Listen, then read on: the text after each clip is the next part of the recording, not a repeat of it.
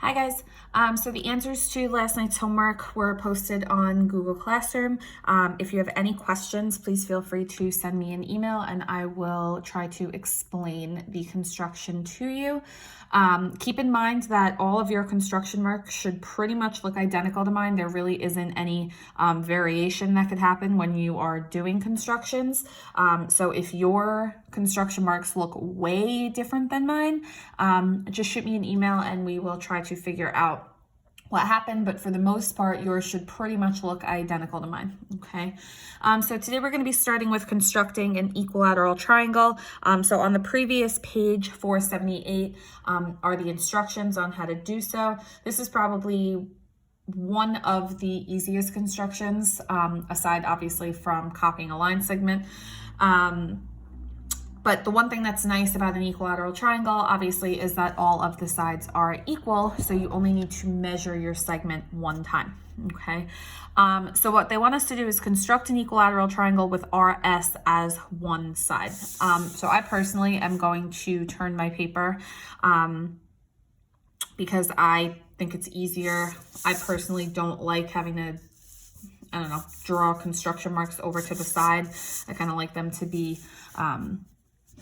at the top or above what I'm doing, but that's just a personal preference. You do not have to turn your paper if you don't want to. But anyways, first thing you're gonna do is you're gonna put the tip of your compass on S or R, it does not matter. And then you're going to measure out the length of SR, okay?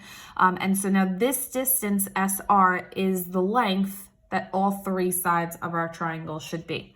So we place the tip of our compass on S, our pencil on R, and then the first thing that we're gonna do is just come up top, swing an arc, okay? And then without changing the width of our compass, now I'm gonna place the tip of my compass on point R. Notice that it's still measured out to be the length of RS. I'm gonna draw another arc to intersect the first one that we drew. And then that intersection point is the vertex of our equilateral triangle. So I'm going to connect that point to S and I'm going to connect that point to R. Okay. And what we can see now is that all three sides, this is still that same distance of SR, and now all three sides are congruent to one another. Okay.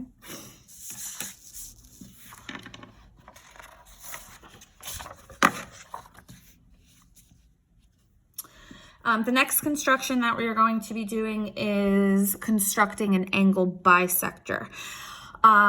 So the steps here, I guess I'll just talk you through them and then on the next page we'll actually compute one. But so step one says place the compass tip on B and draw an arc that intersects both BA and BC. So first thing we're going to do, place the tip of your compass on B and then you're going to draw some arc that intersects both rays of the angle. So place the tip of our compass on B, and it does not matter how big or small this arc is. It could be any size as long as it's intersecting both sides, okay? Then you're gonna place the compass tip on the point where the drawn arc intersects BA and the drawn arc, and draw an arc with the center of the angle. So what that means is now you're gonna measure out the distance between the two intersections, okay? And then you are going to, well, I guess they're doing it from this side, but you're gonna come to the center, draw an arc, and then from the other side, same distance, come draw another arc, okay? And then that point will be the angle bisector, which again may seem confusing when I'm just talking you through it, but when we actually do one, you'll see what I mean. So construct the bisector of the angle shown below. So remember that the first step, you're going to place the tip of your compass on the vertex. Okay. And then again, it does not matter how big or small you draw this arc. You just want to draw some arc that's going to intersect both sides of your angle. Okay. So some arc that's going to intersect both sides of your angle. From there, you want to measure out the distance. And now again, here, I'm going to turn my paper. It's just easier for me. Okay. But I'm going to measure out the distance between those two intersections. And then in the middle of my angle, so with this same distance, I'm gonna draw an arc in the middle here.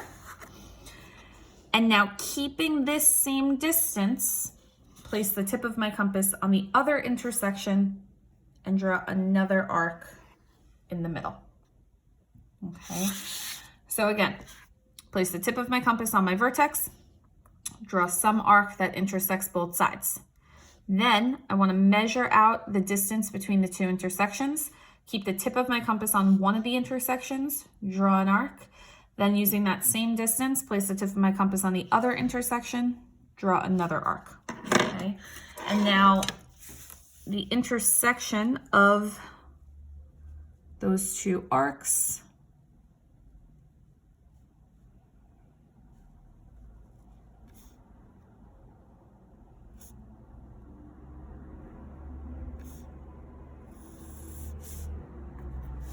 is our angle bisector. Okay.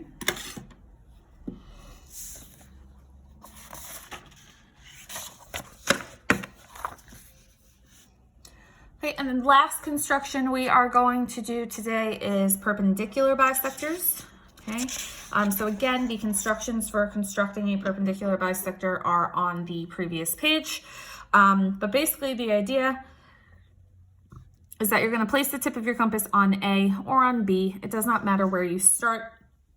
And then you want to measure your compass to be a length that is more than half of the segment. So if you want to get real technical here, you could sit here and measure the segment and say, okay, this is about 2.5 inches. So that means I would need to go more than halfway. Okay, you don't have to sit there and do that. You can eyeball it. You do not have to measure it. That's a little ridiculous. Okay, but I can see that, I don't know, halfway would be somewhere in here, give or take. So I want to set my compass to be a little more than halfway. Okay, and then from there, you're going to draw a big arc. Okay, and it will 9 times out of 10 intersect some words, intersect some things. Okay, so I measured out a little more than halfway and drew a big arc. Now keeping that same distance, so this is the distance of that original arc we drew. I'm going to keep that same distance and now place the tip of my compass on B, and I'm going to come and draw another big arc in the other direction. And what you'll notice is that both of my arcs should intersect at 2 places. And the 2 places where those arcs intersect